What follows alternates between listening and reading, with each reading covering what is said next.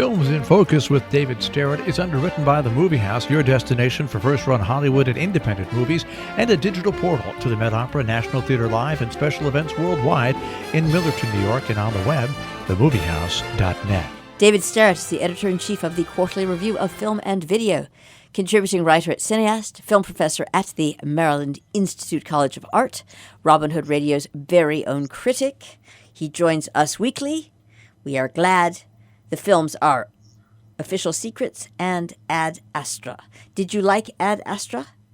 Well, let's get to that one in a moment, okay? Actually, these are both, they're both good movies. Neither one is a great movie, but they're both good movies, sure. But I'd like to start talking a bit about Official Secrets, which is really the movie that seems most timely right now, because it is about, we are dealing right now in American life with all sorts of interesting stuff about official secrets and things which are kept secret and all of that. And that is what Official Secrets deals with. And a movie directed by Gavin Hood. And it starts in 2004, and it's based on an absolutely real case. And of course, all kinds of liberties were surely taken with the actual facts, but it does appear to outline what really happened in a pretty efficient and actually a pretty gripping suspenseful form. It's about a British woman named Catherine Gunn, Gun. And she is played by Keira Knightley in a very, very solid performance, really good stuff. So again, it all starts in early 2004, and we meet Catherine Gunn, and she is a young woman who works for the British government, and her husband is interestingly not British. He is a Kurdish Turk, and he is now waiting for the outcome of his application for British citizenship, and that ends up playing a part in the film as well. And what happens is that she is working, again, for the British government, for a British intelligence agency. She speaks Mandarin. This is one of these movies where we're meeting these intelligence agents who speak all these different languages all over the place. So anyway, she does that, and part of her job is sort of using her Mandarin skills to do some spying from this central office in Britain. She's an operative, we might say. And what happens is that a secret email happens to come her way, which is saying that the intelligence agency that she works for is now being required to cooperate with the National Security Agency of America on a covert project to sort of eavesdrop on Security Council members at the United Nations, the idea being that the United States, and of course this is a time when Britain was very much allied, this is all the early days of the Iraq War, that basically the United States, with help from Britain, wants to be able to blackmail members of the United Nations Security Council into voting yes on the invasion of Iraq. So that's the basic setup of this movie. All this is just sort of the premise. Catherine Gunn gets this, she runs across this secret email that there's going to be some manipulation going on of public opinion and official opinion. And that the idea is that the Brits are now expected to cooperate with the Americans in spying on members of the United Nations in order to blackmail them into supporting the invasion of Iraq, which, as we know now from our vantage point, is about to happen. She regards this as being very, very wrong, and it upsets her very, very deeply. So she makes a copy of the email and she gives it to an activist friend, and the activist friend goes to a journalist, and then the movie is well underway. The second part of the movie really sort of shifts its focus more to the journalist. As I mentioned, Catherine Gunn, who is really the main character of the movie, is played by Keira Knightley, and the journalist who really has a whole lot to do in the second half of the film is played by Matt Smith. And so that's what it's about. So yes, we are dealing with a spy movie here. And by the way, late in the film, Ralph Fiennes shows up.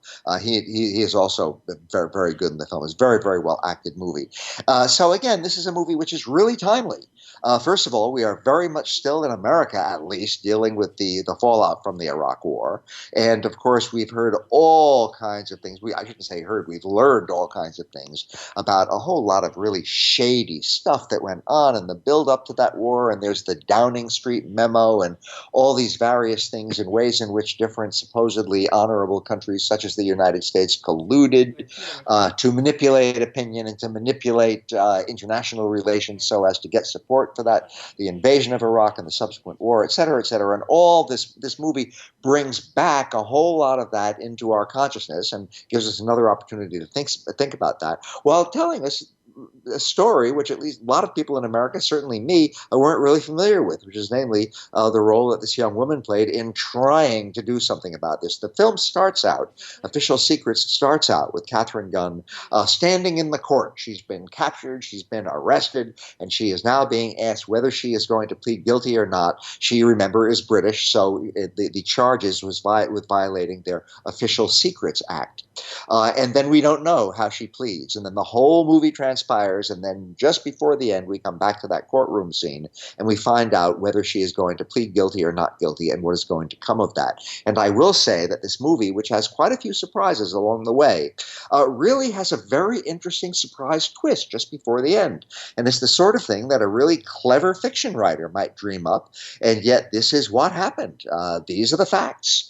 And so again, a movie really, stick with it until the end because it really does pull one more real sort of zinger just before the end that I found quite surprising and which is very effective dramatically as well as in terms of the letting us know the actual history of what happened. So I will repeat once more that Keira Knightley gives a very, very solid performance. She's a good actress, always a pleasure to look at, and she really knows what she's doing. All the other people, secondary figures, her husband, who is played by Adam Bakri, various others, I mentioned Joseph Fiennes, do very, very, very solid performances. Now, the movie is not as original in its telling as I would have hoped. This is the kind of movie, and these things probably happened, but where people are meeting like in the middle of the night in a deserted parking garage to transfer some information and stuff like that. I guess things like that really do happen. That's the sort of thing that happened in the American movie All the President's Men, for example, about Watergate. And we've seen this kind of thing over and over again. And I wish that even if that's the way it really happened, that the filmmakers could have come up with a way of making it seem a little bit more surprising, a little bit more unusual. In that respect, this movie is really by the numbers. But, they're good numbers. Even though the movie is following a lot of well-established patterns of spy movies and intrigue movies and so forth. That is definitely the case, but it's such a good story and it's about such important stuff.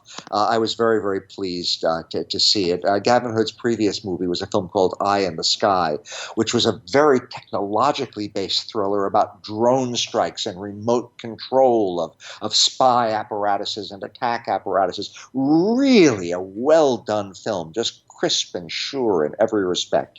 So I certainly hope that Gavin Hood keeps on making these movies about these timely, important subjects that tap into the politics and the intrigues of our day because he does a good job. And again, Official Secrets is one of those good jobs. Turning now to the future. Official Secrets deals with the recent past.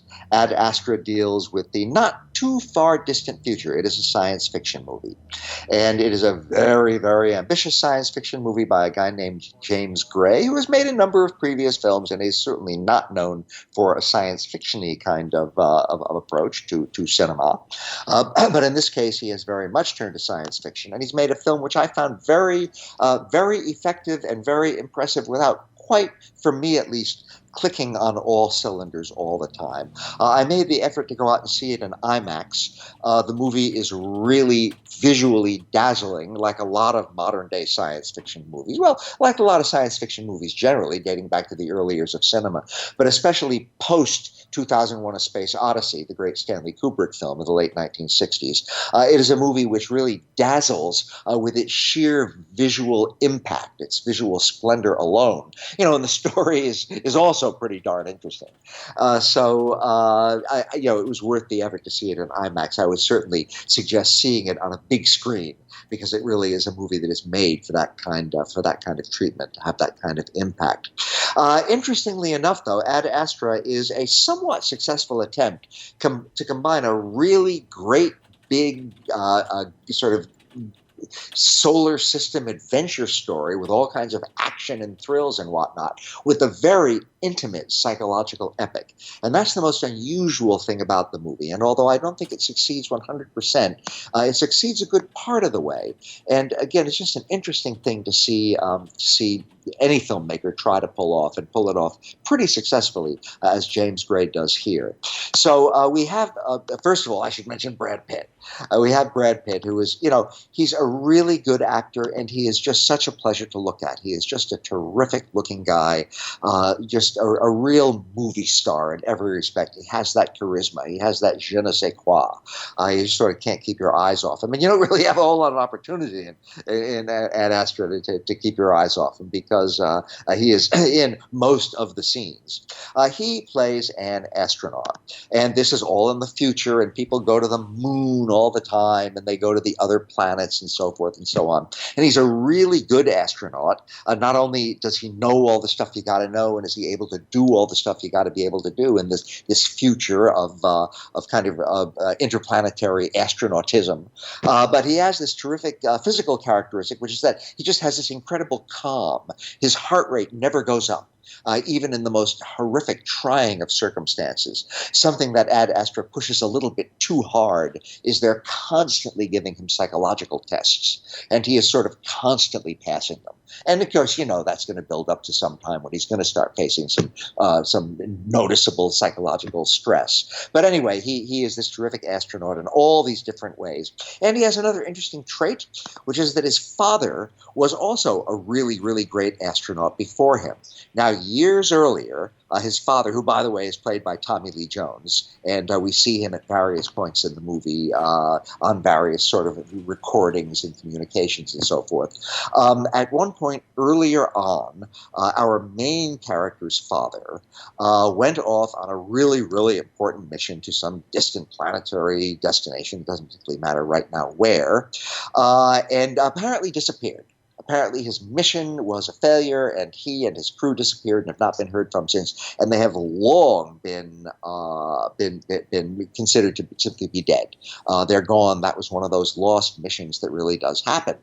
Now something else is happening on the Earth and elsewhere, which is that what they call in the movie power surges. That doesn't seem to me to be a very clever term. I think of that something that I'm supposed to worry about in my computer, not about sort of interplanetary adventurism. But power surges are disrupting things, disrupting technology in very, very big ways, causing all kinds of major catastrophes. And nobody knows quite what is causing these power surges, but the American authority, I should say the Earth authorities, begin to get the idea that this might have something to do with that mission on which our main character's name is Roy, on which Roy's father disappeared so long ago. They now believe that Roy's father might still be alive out there in interplanetary space somewhere, and that he may be connected in some way, either causing or at least connected with these power surges which are causing such a disaster. So Roy, our Brad Pitt character, is sent now to find his father, to see if he can contact his father, actually. And the idea is he's going to go to Mars, and from Mars, which is where they can send this certain kind of signal where he can possibly reach his father. So he goes to Mars and he sends this sort of very formal sort of a signal to his father. Will you please, come back? We think you are still alive. Reveal yourself and help us figure out what's causing these power surges and tell us what you know. And that doesn't work. And so then he sends a much more personal appeal. Father, I miss you. I think that you are out there somewhere. And so that is when this movie turns into a real psychological film as well as an adventure film. When we have this astronaut now who becomes very, very concerned with the memory of his father, with the shadows of his father, who is an even greater astronaut than Roy is, sort of looming over him. him, with his desperate wish that he could find his father, and, of course, total uncertainty on his part and ours over whether the father is in fact still alive out there somewhere, whether he is connected with all these disasters that are happening, and what, if he is discovered by Roy, that meeting will might eventually bring about. So again, the movie is a very ambitious attempt to combine this big adventure story with all kinds of charging around between the planets, and here we have very, very similar to Kubrick's great movie 2001: A Space Odyssey, with this very intimate psychological movie of Roy thinking of his father, dreaming of his father, wondering if his father is still out there, and thinking always about the impact that his father's experience had upon his own life as an astronaut. There are things in this movie that are just sort of cockamamie. There's a scene with a monster. Where this came from, it's as if we suddenly went through a space warp into some totally different kind of a movie, and it's reasonably effectively done, but it's sort of pointless and doesn't really add anything. So again, Ad Astra is by no means a perfect movie or even a close to perfect movie, but it's a very ambitious movie, a movie which combines the intimate and the epic, and I think it comes close enough to be well worth seeing. It's definitely one of the most thoughtful and unusual science fiction movies I've seen in a good long time. And so that is my somewhat science fictional story this week, Jill. For which we thank you, as ever, David Sterritt. Films in Focus, the film's official secrets, and Ad Astra.